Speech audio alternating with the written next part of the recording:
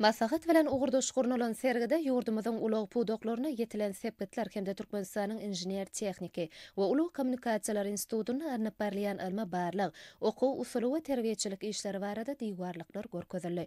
Maslahata daşary ýurtlaryň bilim we ilmi edaralarynyň halkary guramalaryň wekilleri, yurdumyzyň ýokary we orta hunar okuw mekdepleriniň professor molumlary, edara kärhanalar we hunarmenleri, talip ýaşlar işden gatnaşdylar. Maslahata Hytaý Halk Respublikasynyň, Russiýa Federasiýasynyň, Germaniýa Federativ Respublikasynyň, Türkiýe Respublikasynyň, Niderlandlar Padşalygynyň, Belarus Respublikasynyň, Täjikistan Respublikasynyň, Özbegistan hemde Gargazy Respublikasynyň, Owganystanyň, şeýle hem Birleşen Milletler Guramasynyň ösüş maksatnamasynyň Türkmenistanyňky wekilhanasyndan myhmanlar sany ulgam arkaly gatnaşdylar. Maslahatda arkadaly gahrman prezidentimiziň başçylygyna beýtarap Türkmenistanyň ulgamyny amala aşyrlayan uly tassamalar we bu ulgamyň gerimini giňeltmek, hukuk biniadyny berkitmek, ösüp barýan döwletler üçin ulagyň eliterligini üpçün etmek babatda ýurdumyzyň öňe sürýän başlangyçlary, teklipleri baradaky çykyşlar diňlenildi. Halkara maslahatyň umumy mejlisine ulag üstaşyr hyzmatdaşlygyna halkara hukuk esaslary emele getirýän wezipeler aýratyn nyktaldy.